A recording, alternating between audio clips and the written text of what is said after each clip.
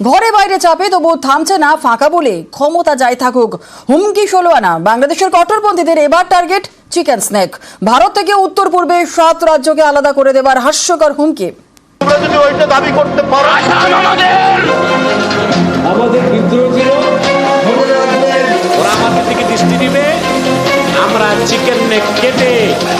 বাংলাদেশ থেকে আপা হুঙ্কার আর থামছে না, বারবার শুধু হাস্যকর হুমকি। ওরা আমাদের দিকে দৃষ্টি দিবে, আমরা চিকেন নেক কেটে 7 সিস্টার আলাদা করে দিব। সরকার সিদ্ধান্ত নিছে, কাজ শুরু করতেছে।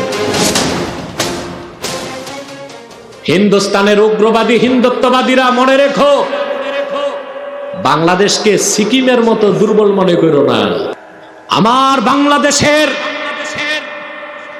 সবুজ লাল পতাকার দিকে কুদৃষ্টি দিলে চক্ষু কেড়ে নেওয়া হবে।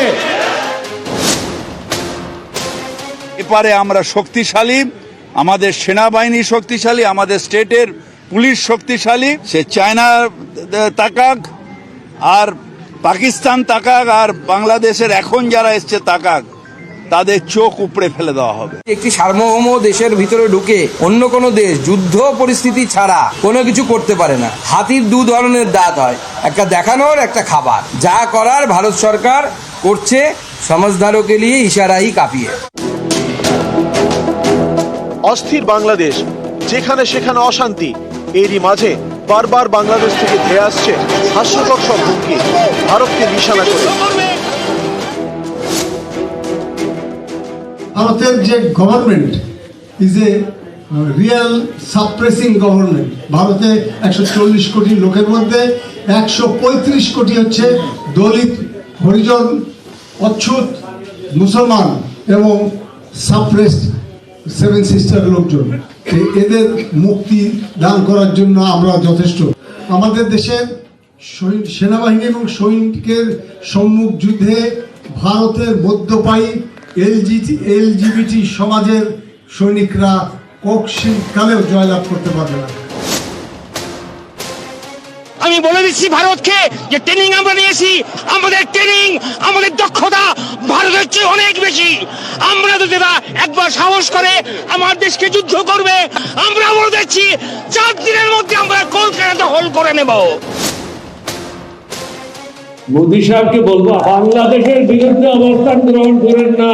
বাংলাদেশের সাথে পাঙ্গা দিলে এটা খুব কষ্টলি হবে। অ্যাটম বোমার ভয় দেখায়েন না, নিউক্লিয়ারের ভয় দেখায়েন না। আমাদের অনেক বন্ধু রাষ্ট্র আছে যাদের কাছে নিউক্লিয়ার বোম আছে এবং তারা দিতে রাজি হবে। সুতরাং আপনি ব্যবহার করবেন, আমরা এখানে কলা চষবো, এটা হবে না। এখান থেকেও নিউক্লিয়ার বোম লঞ্চ করা হবে। আমাদের দিকে সাম্প্রদায়িক সম্প্রীতি নষ্টের জন্য যদি আন্দোলন করেন, বলে রাখি সেই আন্দোলন কিন্তু আমরা কেটে নেব। রাফেল বিমানের ভয় দেখায়, আরে ভাই আছে কয়টা রাফেল বিমান? রাফেল বিমান নাকি বাংলাদেশে আসলে আমরা নাকি টয়লেট করে, তাহলে বোঝেন আমাদের টয়লেট করতে রাফেল বিমান লাগে। হাস্য করে আস্ফালন যেন থামার নামই নিচ্ছে না। এবার হুমকি ধর্মীয় প্রচারকে।